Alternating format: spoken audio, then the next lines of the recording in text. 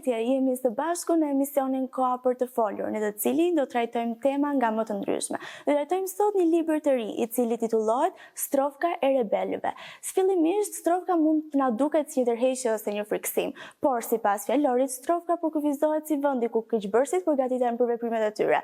Por, nëse ne mbështetemi tek Perëndia, ne mund të largohemi nga errësira e strofkës. Për këto e shumë më tepër do të flasim me vetë pastorin të cilin e kemi të ftuar sot. Përshëndetje pastor, faleminderit që pranuar ftesën tonë. Përshëndetje, është kënaqësi të jem me ju në emision. Unë e përmenda pak më parë idenë fillimisht të librit, por ne do e zgjerojmë edhe më tepër. Le ta nisim intervistën e sotme duke na folur pak si lindi ideja për këtë libër, për ta shkruar, nga lindi frymëzimi. Në përditshmëri, natyrshëm, duke menduar mbi situatat, mbi ngjarjet që na rrethojnë vazhdimisht, isha duke menduar rreth rebelimit të njerëzve që her pas here përfshihen nga emocionet e tyre, nga situatat e tyre. Edhe po mendoja, thash, ndoshta duhet të shkruaj një mesazh për besimtarët e kishës. Dhe fillova të hidhja disa mendime të mia dhe duke shkruar rreth rebelimit, disa mendime tjera po më vendoseshin në mendjen time, kështu që thash, okay, në rregull, nuk është thjesht vetëm një mesazh për kishën, pra nuk është një predikim si gjithë të tjerat. Zakonisht predikimet e mia mund të jenë me një faqe deri në 3 faqe, themi, formati, por vura re se frymëzimi ishte tepër i madh dhe nuk po ndaloja dot, kështu që ishte si një frymëzim nga ana e Perëndis, ku histori të ndryshme biblike po më kujtoheshin. Dhe njëra pas tjetrës po më vinin radhë dhe thash, okay, do vazhdoj të shkruaj deri në atë kohë sa ky shkrim të marri formën e dur. Dhe gjatë shkrimit tim, vura re se nuk ishte thash një mesazh, por ishte një botim i cili u përmbledh në një libër, do themi me pak faqe, por me një kuptim mund të themi të madh. Po, ka një kuptim të rëndësishëm për lexuesin. Faktikisht i drejtohet një audiencë të krishterë, pra një audiencë të besimtarëve, të cilët kanë vendosur besimin e tyre tek Jezu Krishti, e njohin shkrimin biblik dhe kanë njohuri të themi të kësaj natyre, mund të themi, pra të Biblës, që arrin ta kuptojnë thellësinë që vetë ky libër do të përcjell apo jo. Po. Le të dalemi pak më tepër tek qëllimi i librit. Çfarë dëshiron ti të përcjellësh me këtë libër tek lexuesi? Faktikisht është një libër i cili që nga titulli është tërheqës, do thoja, edhe mendoj që i jep një pamje të qartë të natyrës rebeluese që përfshin njeriu. Unë kam trajtuar në këtë libër që nga momenti kur njeriu filloi të rebelonte.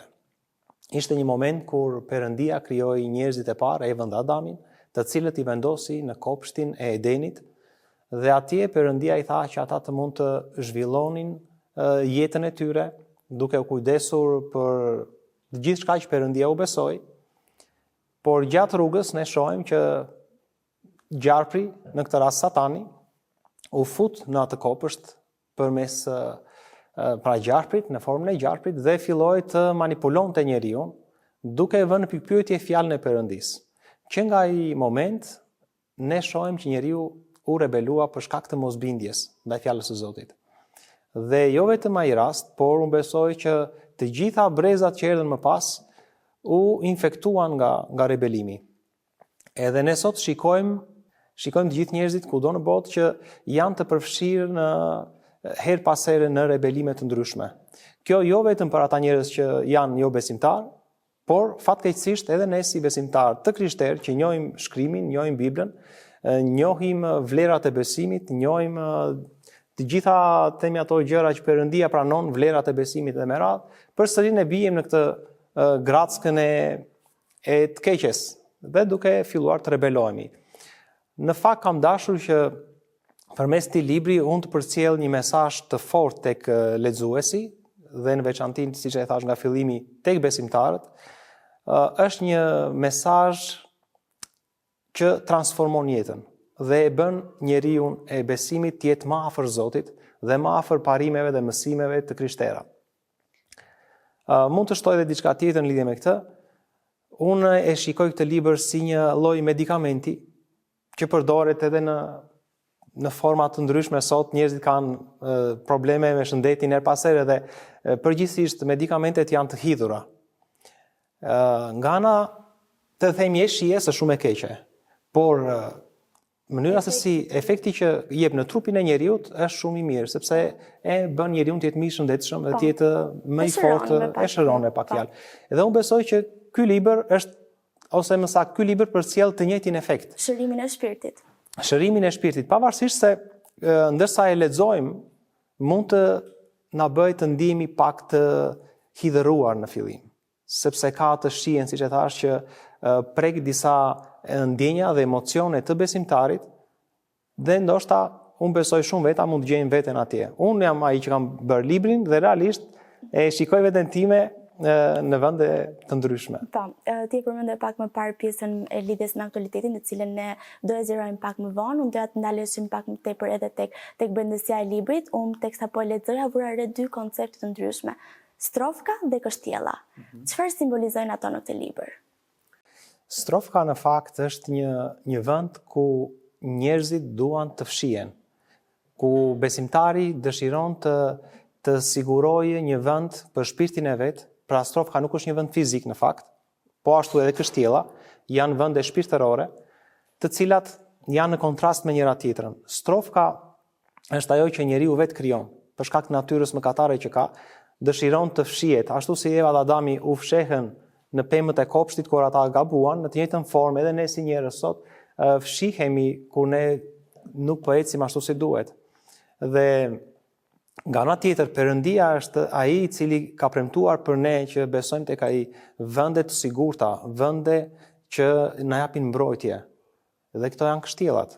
Pra ne jemi bijtë Perëndis sipas fjalës së Zotit, dhe bijtë e Perëndis jetojnë në pallate mbretërore, jo në strofka, të cilat në fakt ne e dim, përgjithsisht jetojnë kafshët e egra të malit, të pyllit, dhe ne nuk jemi krijuar nga Perëndia për të krijuar strofka në të cilat të zhvillojmë natyrën tonë të rënë mëkatare.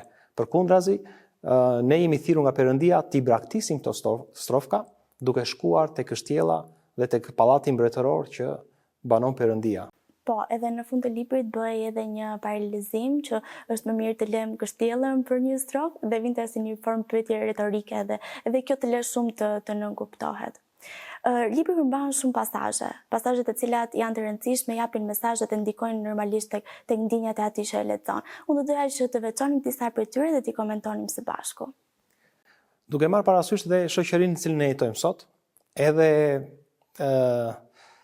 ngjarjet që her pas here ne dëgjojmë nëpër rrjetet sociale, por edhe në media televizive, është se shumë të rinj janë të përfshirë në rebelime të ndryshme. Përgjithsisht të rinjtë, adoleshentët, po tregojnë një natyrë rebeluese.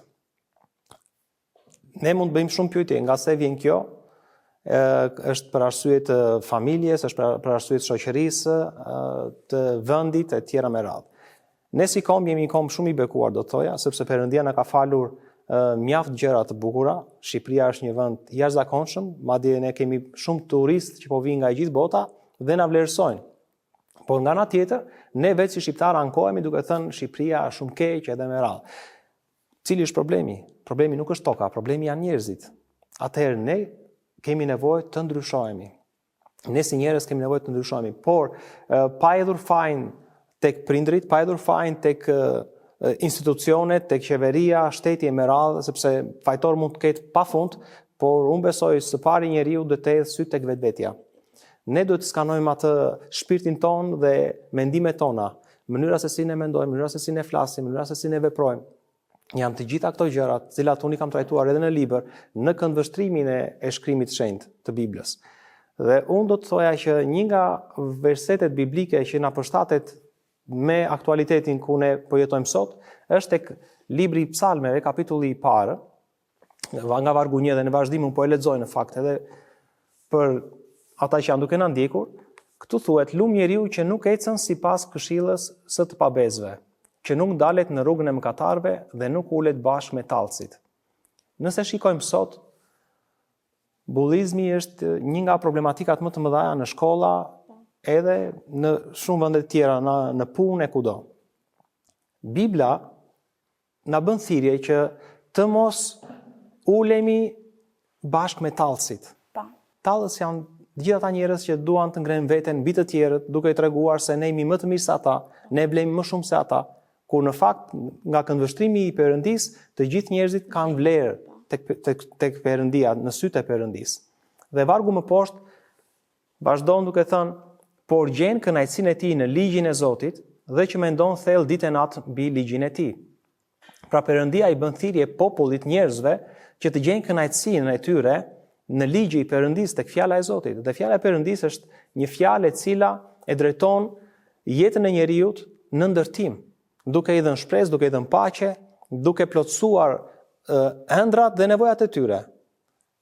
Përgjithsisht sot të rinjt janë duke u gënjyer ose duke u mashtruar nga mendime të cilat nuk vijnë nga Perëndia, por vijnë nga vetë ata. Nga shoqëria ose Ka një duke ndikur ndikim. shembullin e njëri tjetrit. Po, Shumë e sepse- rëndësishme është të themi këto mesazhe për treguar që ata nuk duhet të ndjekin masën, por të përshëndrohen te fjala e Perëndis.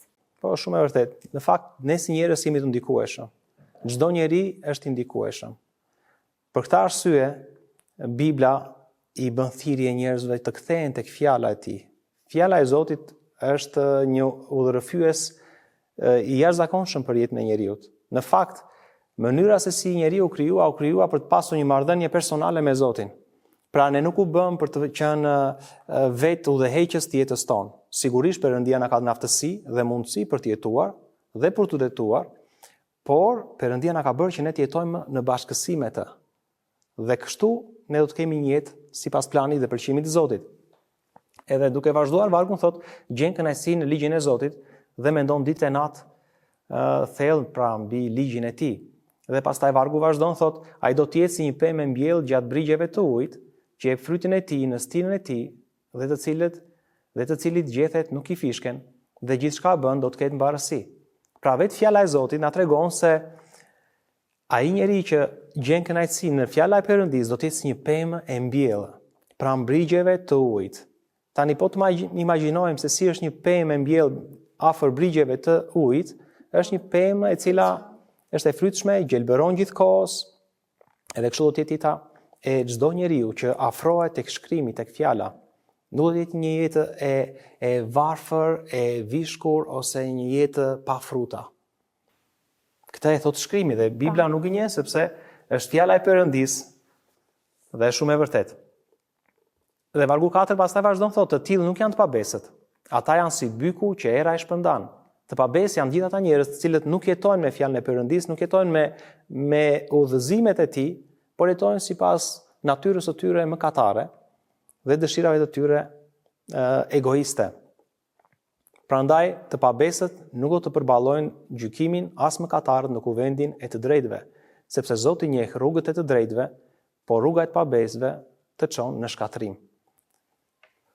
Unë mendoj se të rinjt ka nevojë të afrohen tek Perëndia në mënyrë që jeta e tyre të shkojë në ndërtim, jo në shkatrim.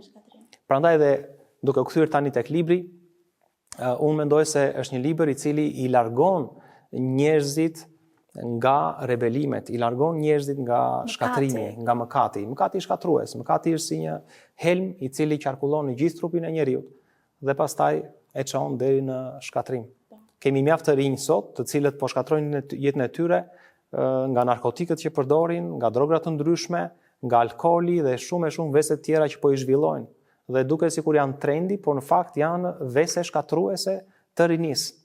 Dhe kjo është fatkeqësi në fakt. Unë uroj që këto mesazhe që ne sapo komentuam të arrin tek çdo i ri, tek çdo dëgjues i emisionit, dhe uroj që ata të marrin mesazhin e vërtet të këtyre fjalëve. Ne përmendëm pak që të rinjt janë duke u drejtuar drejt veset. Mund të themi që gjitha ato gjërat e këqija që mund qarkullojnë sot, mund të shohim vese të cilat janë shumë të gabuara për të rinjt, por libri është një mundësi shumë e mirë që ata të lexojnë, pra mund të themi është ai hapi i parë që ne hedhim për të ndihmuar ata të rinj që të drejtohen tek ajo rruga e drejtë. Por përveç librit është shumë e rëndësishme që të rinjt të kenë edhe aktivitete ku mund të mblidhen me njëri tjetrin dhe të kuptojnë çfarë është më e rëndësishme, çfarë gjë më e rëndësishme që ata duhet të ndjekin në të vërtetë. Da mendon se qyteti jon ose mund të themi ofron të gjitha ato gjërat, ofron ato aktivitete të cilat i ndihmojnë të rinj që të drejtohen tek rruga e duhur. a janë të mjaftueshme ato? Po. Dhe çfarë mund të bëjmë ne më mirë? Në njohurinë time, unë di se në Korçë ka mjaft vende të ndryshme ku të rinjt mund të zhvillojnë aftësitë e tyre, talentet e tyre, mund të bëjnë kurse të ndryshme në lidhje me gjuhë të huaj ose me profesione të ndryshme. Por gjithashtu ne kemi disa kisha ungjillore në qytetin e Korçës, në të cilat ka aktivitete rinore, aktivitete të ndryshme ku të rinjt mblidhen, trajtojnë problematikat të tyre, domethënë. Edhe mendoj se janë vende të cilat i kanë dyert e hapura për të gjithë të rinjt. Faktikisht, ne si kisha, unë jam pastori kishës Fjala e Jetës në Korçë, dhe ne realisht jemi një kishë e cila është e hapur për çdo lloj njeriu pa dallim, sepse ne e dim që Perëndia është duke pritur të gjithë njerëzit të kthehen tek ai dhe të kenë një jetë sipas pëlqimit të Perëndisë, një jetë në ndërtim, një jetë të mirë, të suksesshme. Edhe unë besoj që Perëndia asnjëherë nuk mëson keq. Përkundrazi, Perëndia është ai që i mëson të vërtetën njeriut. Pastorin, të rinderim shumë që ishe sot me ne. Uroj që të gjitha mesazhet, të gjitha fjalët që ne tham të përcillen në mënyrën e duhur tek dëgjuesit, ashtu dhe si dhe qëllimi jon ishte. Uroj që të gjithë të rinjt ta lexojnë këtë libër edhe të marrin më të mirën e tyre.